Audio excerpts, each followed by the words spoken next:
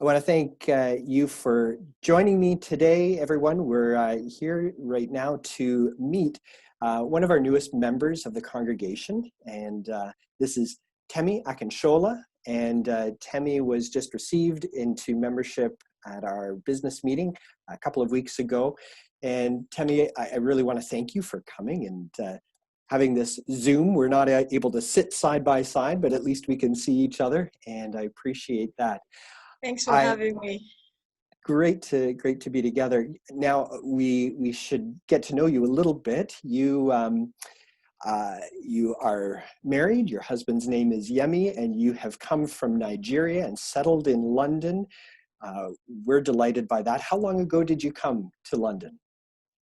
Okay, so I came in this is like 2 years now since I've been in Canada. So I came direct from the Pearson Airport straight down to London. So no, have not visited any other city apart from London since I've been in Canada. So it's like 2 years right now. 2018, I came to Canada. Okay. 2 years in Canada, but also 2 years in London specifically. Right, so 2 years in London. So at some point, we need to introduce you to the rest of Ontario and the rest of Canada as well. Now, you grew up in Nigeria, and tell me a bit about where you grew up and your faith as well, your church home back in Nigeria. Okay, so I grew up in Nigeria, Lagos to be precise, and all my life we lived in the city of Lagos. There's an area called Akoka. That's where I grew up until my mom bought a home. So we moved in with my mom, and although my mom and my dad, they were not like together then, so we moved in with my mom, and once in a while we'll visit my dad. I come from a polygamous home, so so we shuffle in between, in and out and all that. So and I attended during the time that I stayed in Akoka. I attended a church called Akoka Baptist Church. And that's where I grew up. That's where I knew Christ. That is where I served God until later on, like I said, when my mom bought a house in another city, same in Lagos, but another area in Lagos. So we moved down to where she bought the house, to be precise, in Ikorodu.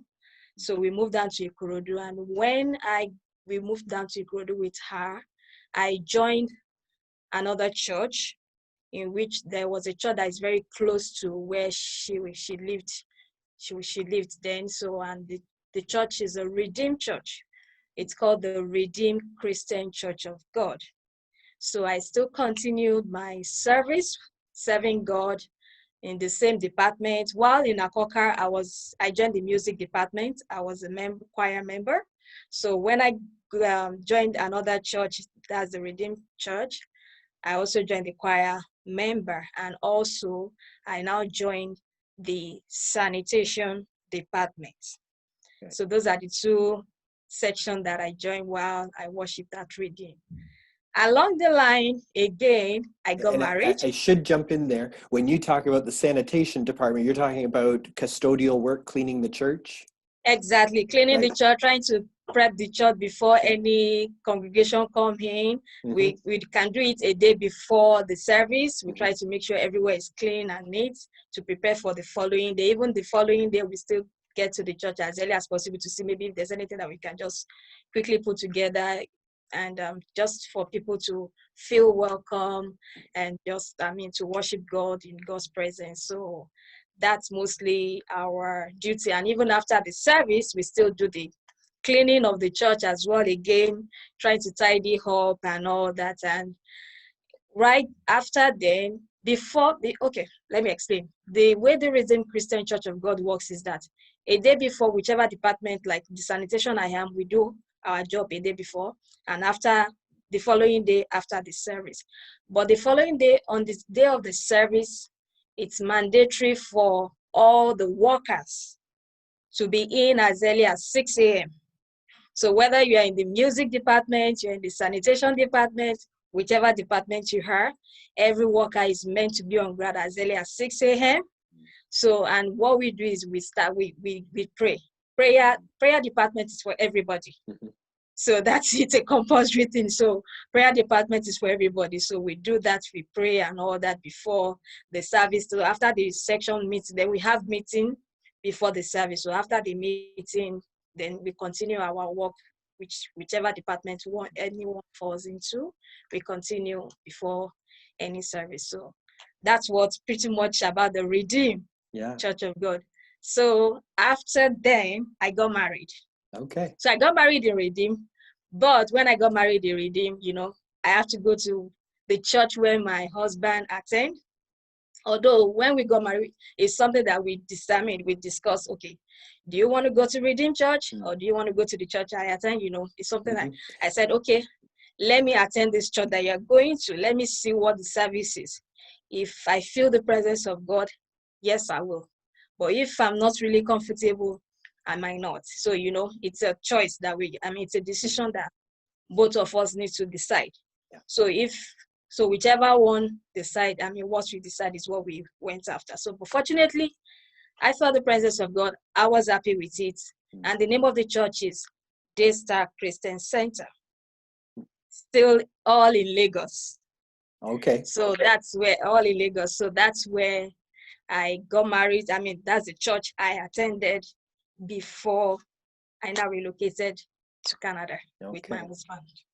And you actually put your faith in Christ when you were younger at your first church, which was the Baptist church in, I can't remember the name again.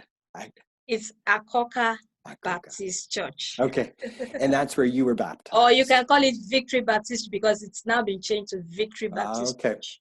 Okay. And I get the impression that these are big churches.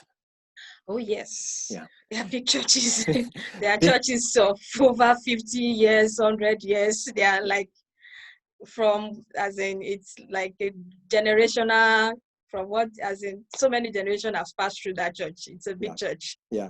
Well, big churches in a very big city. I think Lagos, I get the impression, would make Toronto look like a very small town. Well, yes, Lagos is big. It's one of the largest cities in Nigeria, actually. Lagos is one of the largest cities. We have other large cities. We have Ibadan, which is also the large city. We have Kano. Kano is also a large city. So, but Lagos is one of them. Yeah, good. So then you came to Canada. Yeah. And you ended up in London. And how did you cross paths with Westview? Oh, okay. So how I came past with Westview was, at first, when I came to Canada, I never knew anywhere. It took me a while before I could really join a church. But my main focus was to find a Redeemed church close by, because I will feel it's an African church. I will feel at home just for me to familiarize myself. But along the line, I now felt, okay, you're in Canada. It says when you get to Rome, you behave like a Roman. So you're in Canada. Why don't you just explore? Look at other denominations, look at what they do. So fortunately, while I was going through my Google, I just searched, I just typed Baptist and I saw different names. So, and I'm like, okay, so this one is close by to me. So fortunately, that was how I came across Westview, and I saw the direction, and I drove down that Sunday to just, worship. It's not that maybe someone introduced me. I Googled it, and it was one of the Baptist church that came on my Google, and I drove down there that Sunday, and I was actually happy with the service. Yes, I know that the doctrine or the way of life is different from what I'm used to in the African setting, but I still felt the presence of God, because that's the most important thing for me. So either maybe the way of life or the cultural, the way they do things, the tradition, it's not really a big deal. But as long as when I listen to the preaching, as long as I listen to the preaching and I feel the presence, that I'm convinced, there's a conviction in my mind that will tell me, yes, this is the kind of church you should attend. So that's how I fell in love, and ever since then I've just been like coming to Westview Baptist Church. Well, thank you. And I'm honored to hear you say that, humbled to hear you say that, and I hope I can, in my ministry, continue to live up to that kind of standard that you talk about. I do want to mention, because I think this is wonderful. You told me this one of the first times that we talked, that you do still go to the Redeemed Church, well, other than under lockdown and pandemic situations, but you go once a month to the Redeemed Church. And I love what you Yes. said. Why do you go there? Okay, so like I was saying earlier on, because of the tradition, the way of life, or the way we do things in the African setting. So the reason why I go to Redeemed Church every first Sunday of the month is because of I want to dance. Yep. We are used to dancing. Mm-hmm. You know, when I come to Westview, I notice that, okay, there's not much of dancing, No. you know, and I'm like, I'm a dancing.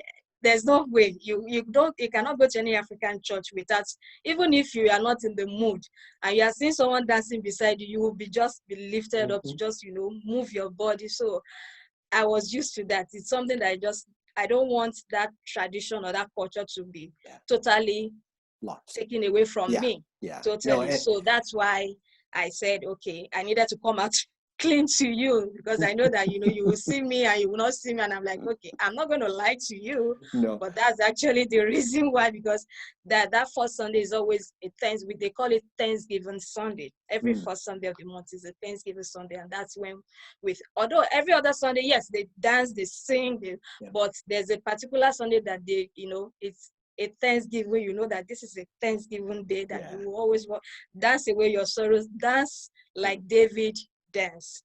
That's So amazing. that's why I just, you know, I just go to praise God, to worship God. That's all. That's amazing. And I think that's one of the wonderful things about the body of Christ as you go around the world. There really are so many different traditions and so many ways of expressing our faith, and they're beautiful. From, you know, like you say, dance your sorrows away, to the very quiet and reflective, which is, you know, a little more along the lines of what we are, but both are beautiful and wonderful. So I was glad you told me that. That made me smile. And I should also just ask about what you're doing now, because you've been trained in a number of different areas.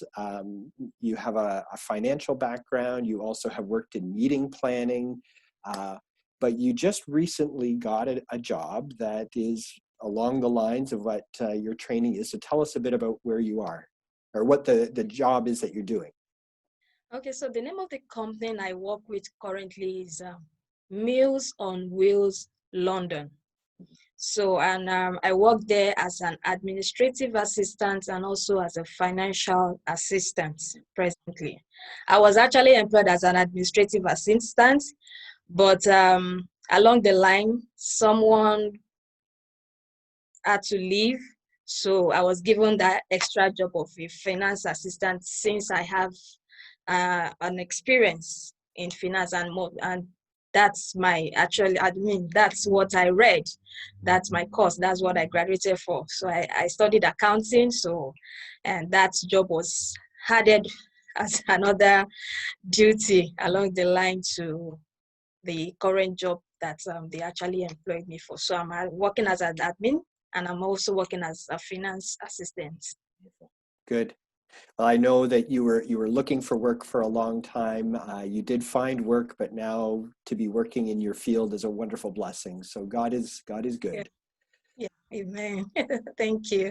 Well, Temi, it is a delight to welcome you into membership, and someday when we are able to, we will welcome you much more officially in person. But at least now others get to see your face and hear your voice and hear a bit about you, and we can hold you up in our prayers. And we ask that you would do the same for the church as you partner with us. Thank you so much for having me. It's an honor and it's a privilege. I really do appreciate, and all thanks to all the board members, the congregation who accepted me wholeheartedly. It was a joy when I received your letter, and I'm like, oh, finally, thank God. I couldn't be happier, more happier. So I'm really, really grateful. Thank you so much. You're very welcome. And trust that you as a congregation, as you have the chance to interact with Temi, will bless her as well and hold her up in your prayers. So thank you for joining us in this conversation, and we will all talk again soon.